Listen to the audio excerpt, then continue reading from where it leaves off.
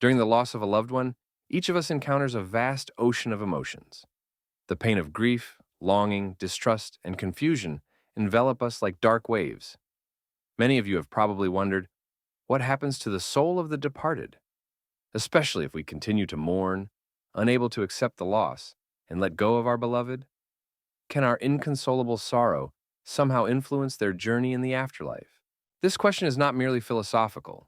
It touches the very essence of our understanding of life, death, and what may come after it. For many, these are not abstract musings, but real emotional pain that they must live with day after day, year after year. Take the story of Margaret from Arizona. After the death of her husband Robert, with whom she had spent 42 years, her world stopped. She kept his belongings untouched, spoke to his photograph every day, and even 10 years later could not utter the phrase, "my late husband." For Margaret, Robert had not left. He was simply somewhere else, and she was waiting to reunite with him. "I feel his presence every day," Margaret shared with her psychologist. "Sometimes it seems to me that he cannot move on because he sees my tears. Am I holding him here with my grief? Am I preventing him from finding peace?" These questions torment not only Margaret. Many people who have experienced loss intuitively feel that there exists an invisible, yet very real connection between the world of the living and the departed. Sometimes, our inability to let go of a loved one can indeed create a special energetic bond. Our grief is not merely an internal experience. It is a powerful emotional process that some spiritual traditions describe as a special energetic state capable of creating invisible bridges between worlds. But what happens on the other end of this bridge? What does the soul of a person feel if it is held by the ties of unresolved grief? Why is it so difficult to let go of those who have departed? Psychologists say that our attachment to loved ones is so profound that after their physical departure, emotional connections remain unbreakable. It is as if we continue to cling to a person with all the strength of our soul, not allowing that connection to snap. This is not just sadness or boredom. It is a deep feeling that a part of our own life and identity has vanished along with our loved one. In most spiritual traditions around the world, there are notions that souls need to traverse a certain path after physical death. Christianity speaks of souls striving towards heaven. Buddhism describes the path of karmic liberation. Ancient Greek myths tell of the crossing over the river Styx. And in nearly every tradition, there is the concept of stuck or unrested souls, those who, for some reason, could not complete their transition. John from California, after the tragic death of his 20-year-old daughter Sarah in a car accident, transformed her room into a true shrine. Her clothes, books, photographs, all were left untouched. He went there every evening, lit a candle, and talked to his daughter, recounting the events of the day. His wife Catherine recalls, "At first, I thought it would help him cope with his grief. But 5 years have passed, and John still cannot let go of Sarah. It's as if he is holding her soul here, preventing her from moving on." Modern psychologists, even without delving into the metaphysical side of the question, recognize that the grieving process has its stages and patterns. Elizabeth Kubler-Ross described 5 stages of accepting death: denial, anger, bargaining, depression, and finally, acceptance. But what happens if a person gets stuck in one of the earlier stages and cannot reach acceptance? Psychotherapists observe that prolonged, unprocessed grief often leads to what is called complicated grief, a state where a person cannot integrate the loss into their life and continues to live as if the death never occurred. This state can affect not only the bereaved, but, according to spiritual beliefs, the soul of the departed. Many spiritual traditions of the world agree that the soul continues its journey after death. Christianity speaks of transitioning to heaven or purgatory, Buddhism to reincarnation, Hinduism about moksha or new incarnation. But what happens if this natural process is interrupted? Many mediums, healers, and spiritual mentors describe the phenomenon of stuck souls, those who cannot fully transition to another world due to intense emotional attachments. When loved ones mourn too deeply, they may unwittingly create what is referred to in energetic practices as cords of attachment, invisible emotional connections that act like an anchor for the soul of the deceased. These ties are formed from our love, longing, guilt, and unresolved emotions. And while love itself is bright and elevated, grief, mixed with despair and refusal to accept reality, can create heavy energy, holding the soul near the earthly plane. The Thompson family from Oregon shares their story about grandmother Elizabeth, who passed away after a long illness. Her departure was particularly difficult for her youngest granddaughter, Emily, with whom the grandmother had a special bond. For several months after the funeral, family members noticed strange occurrences in the house. Unexpected scents of grandmother's perfume, moving objects, the sound of footsteps in an empty room. A neighborhood girl known for her sensitivity once said that she saw a sad old lady standing next to Emily. Only when we helped Emily process her grief through a farewell ritual did these occurrences cease, recounts the girl's mother, Jennifer. We wrote letters to Grandma, released balloons with messages into the sky, and for the first time, truly allowed ourselves to say goodbye.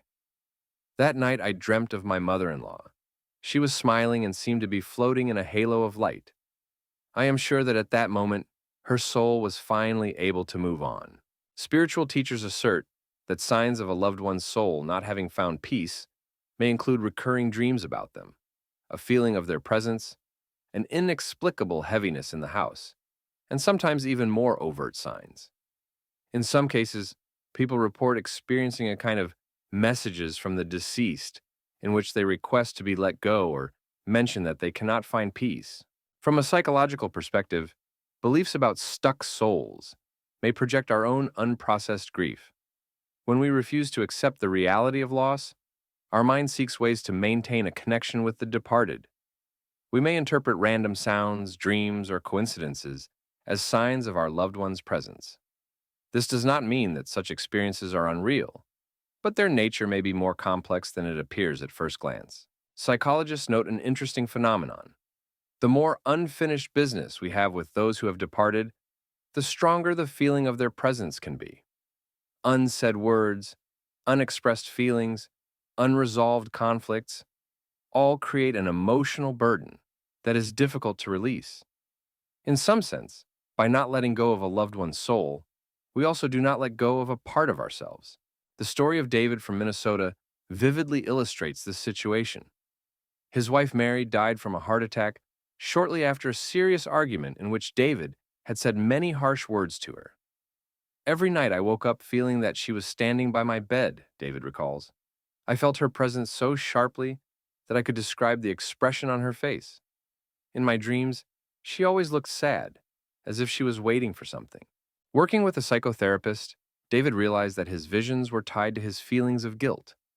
He could not forgive himself for his last words to his wife, and subconsciously held on to her image, not allowing her or himself to find peace. Only when he was able to express all his feelings in a symbolic ritual of forgiveness, writing a letter to Mary and reading it aloud at her grave, did the visions cease. Another psychological aspect to consider is the fear of forgetting a loved one. Paradoxically, many people subconsciously fear that if they accept the loss and continue to live their lives, they will betray the memory of the departed. If I stop crying, does that mean I will stop loving? This question often arises in therapy sessions, and this fear can become yet another invisible chain that holds not only the bereaved but possibly also the soul of the departed. Psychological work with grief, therefore, often involves rethinking the concept of memory, how one can remember and honor the departed while simultaneously letting them go and continuing with their own life. In every culture, there are farewell rituals that help to let go of loved ones. These rituals are not random. They perform a crucial psychological and spiritual function, assisting both the living and possibly the souls of the departed to transition to a new stage. Funerals, memorial services, prayers, special days of remembrance, all create structure for our grief, marking important transition points. However, healthy farewells often require something more than mere formal adherence to traditions. Inner acceptance is necessary, a conscious decision to let go of the person while keeping love for them in one's heart. It is here that the fine line between remembering and not letting go is drawn. Remembering means cherishing the image of the person in one's heart, approaching memories with gratitude. Not letting go means denying the very reality of the loss, living in the past while refusing to accept the present. Barbara from Florida found her way through this complex distinction after the death of her husband James. The first year, she spent every Sunday at his grave, bringing fresh flowers and recounting everything that had happened over the week. I couldn't imagine how I would live without those conversations, she remembers. It seemed that if I stopped coming, I would betray our love. A turning point came when her granddaughter Amanda unexpectedly asked, "Grandma, would Grandpa want you to cry at the cemetery every Sunday?" This simple question made Barbara reflect. She recalled how joyful James was, how he loved travel and new experiences, and how he supported her in all her endeavors. "I realized that the best way to honor his memory was to live a full life," Barbara says.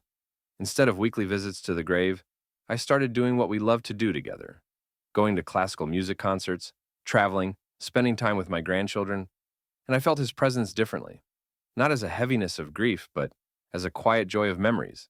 Grief specialists often recommend creating new, healthy memory rituals.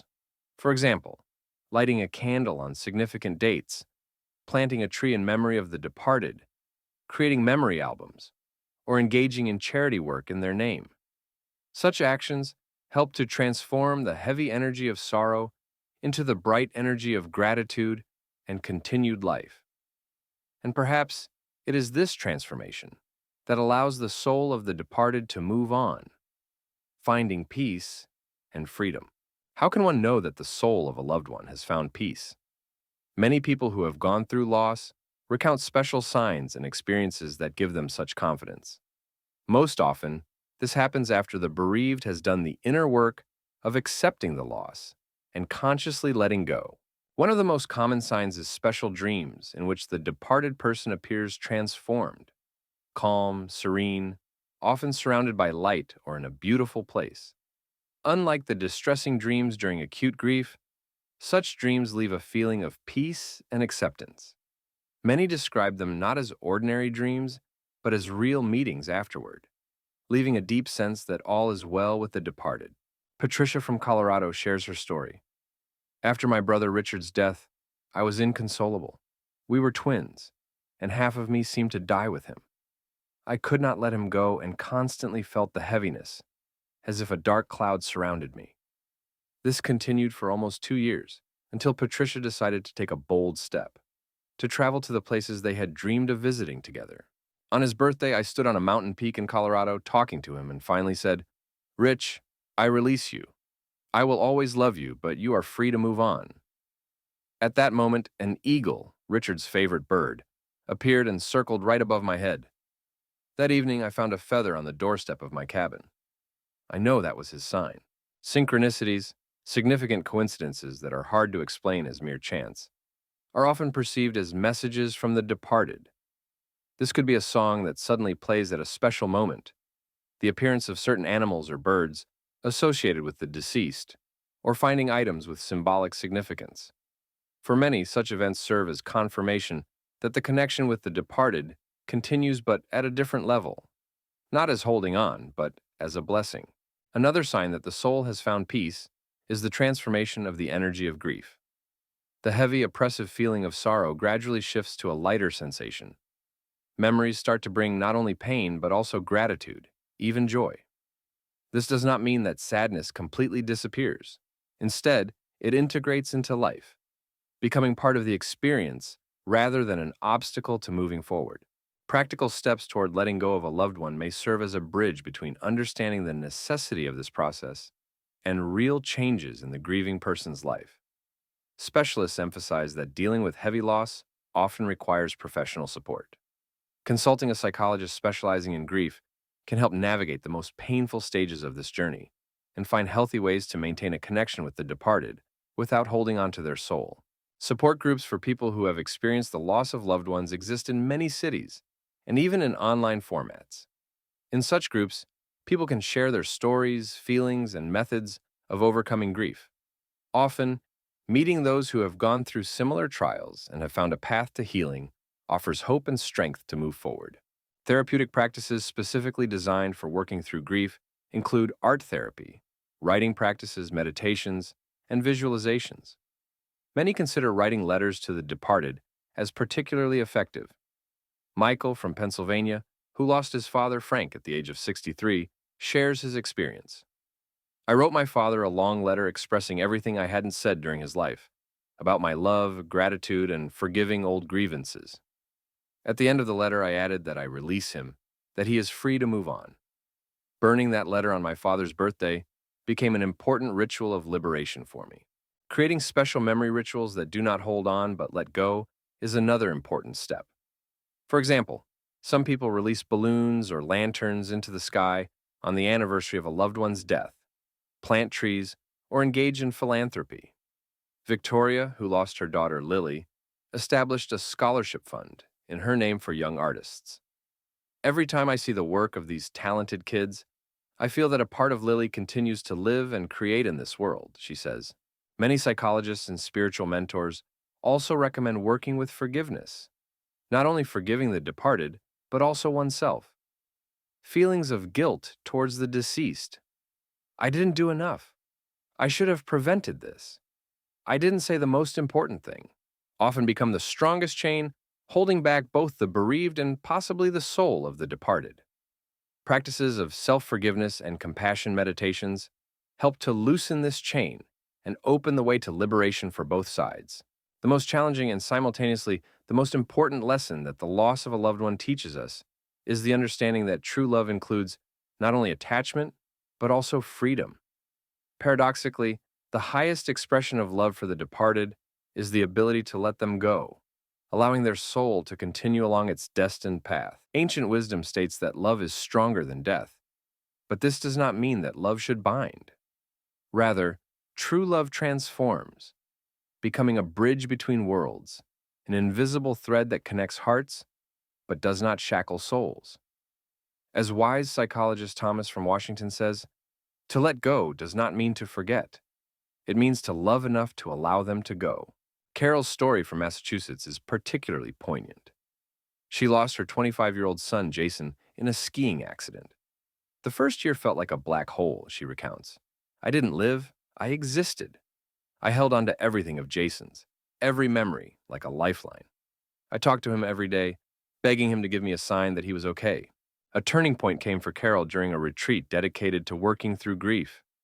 The facilitator invited us to visualize what we were doing for our departed loved ones. Suddenly, I saw how my grief was wrapping around my son like a dark web, preventing him from moving. It was an overwhelming realization. At that moment, I understood that I had to find the strength within myself to let him go.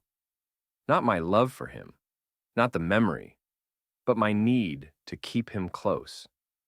Carol learned what she calls holding in the heart, but letting go of the soul. She preserved photographs of her son, his favorite books, and continues to celebrate his birthday, but no longer feels that heavy, suffocating grief. I feel him differently now, as light, not as pain, she says. For all those currently going through the grief of loss, it is important to remember, you are not alone on this journey. Each person goes through it at their own pace, in their unique way. There is no right or wrong way to grieve. But if you feel that your grief is too heavy or lasts too long, do not hesitate to seek help. It is not a betrayal of the departed, but an act of love for them and for yourself. Remember that letting go of a loved one does not mean losing connection with them. This bond simply changes form, becoming more mature, more free. And perhaps it is this transformed connection that is the greatest gift we can offer those we love, both in this world and beyond. Thank you for being with us all this time and delving into this difficult but important topic. Each of us faces the loss of loved ones, and the path to acceptance and letting go can often be long and challenging. We hope this discussion has helped you find answers to pressing questions, or at least feel that you are not alone in your experiences. If this material has been helpful to you, please subscribe to our channel.